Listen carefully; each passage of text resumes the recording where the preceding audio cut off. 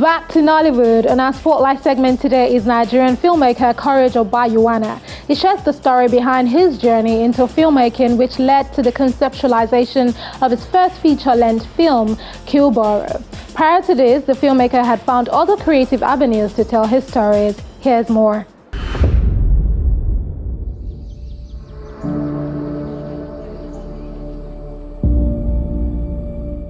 I studied computer science in University of Benin, and while I was there, I just, fell into this love for filmmaking, and then I decided to make it a career. Growing up, I was exposed to Hollywood movies and Nollywood movies. My dad was a lover of Hollywood, and my mom loved Nigerian content, and then I could see the disparity between both, and so I felt that there was a need to come into this space and try to share my voice, lend my voice to the industry.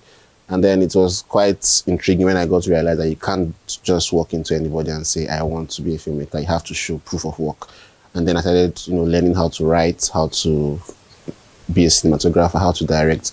And at that time, I couldn't afford going to film school because I also studied computer science in school. So I just, on my free times, I would just learn filmmaking from YouTube, which was very accessible to everybody.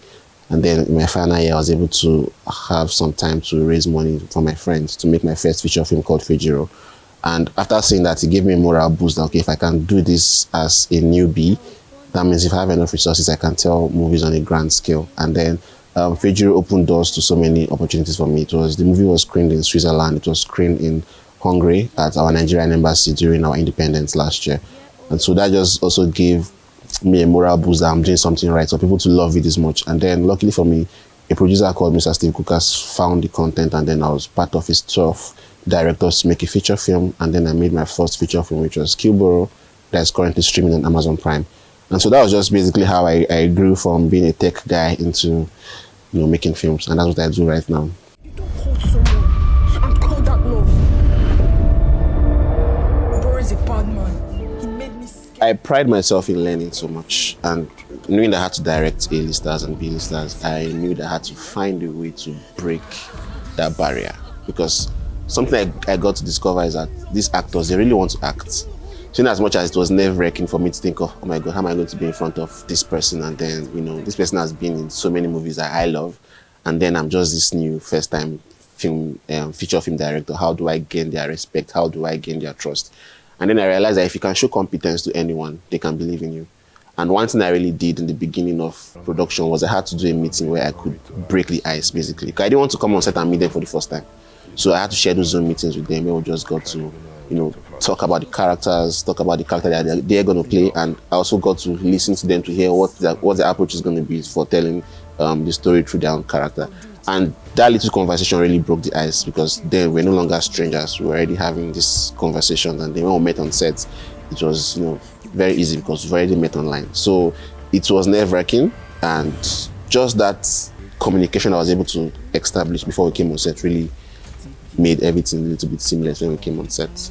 10 years from now, I believe that we are going to be in a space where we are recognized almost either at the same level with Hollywood or a little bit, because right now the only barrier I think we have in Nollywood is the storytelling. In terms of technicalities, we are there. Hollywood is filming with RLX at 35. We have RLX at 35 here. The best sound system they are using, we have the best sound system here.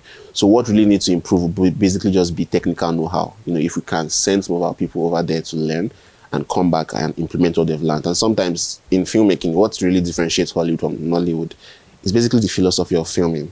And also they also have an advantage of budgeting. I mean, you see an indie filmmaker is complaining that he has a little to $2 million or $3 million to make a film. And here in Nigeria, $2 million is like the biggest budget, because Black Book was made, I think, $1 million. And that's so far that I know of as the biggest budget we've had in Hollywood. And then you can see what we could do with $1 million. And $1 million. And I believe he who is faithful with little is going to be faithful with more. And over time, once investors see that, okay, we can produce this level of quality with little, I'm sure they can pump in more funds to make us create content that we can, match the level of what we see in Hollywood. Kilboro was a success for me, and it has opened doors to, I think I have 2 projects in the works right now. And I look forward to making more projects, actually, because I'm a filmmaker. I'm very passionate about storytelling. if you've seen Killboro, you understand that I'm not a conventional Nollywood filmmaker that we get to see. I tend to create content that resonates with people. Content that you can watch and then you can relate, you can see yourself in these characters. And so what I'm looking forward to is having stories to tell, having stories to direct. But Killboro is an example of what we call opportunity meeting preparation. It was my first feature film, but you can't tell because of how excellent it was. And also some of the credit goes to the producers I worked with, which was Mr. Steve Kukas and Mr. Dr. Olakuri. So to me, it's just it just gets to show how, if you are very well prepared, an opportunity comes to you, you can show what that preparation has done. And for me, moving forward, I have a reality TV show I'm directing this month.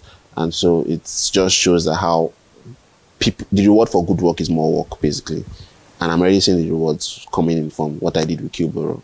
And so my future is, to direct more Nollywood films and try as much as possible to elevate Nollywood to a point where we are no longer seen as a minority. We are no longer seen as projects coming from a third world, but we are rather seen as projects that can match equally with what we see from all over the world.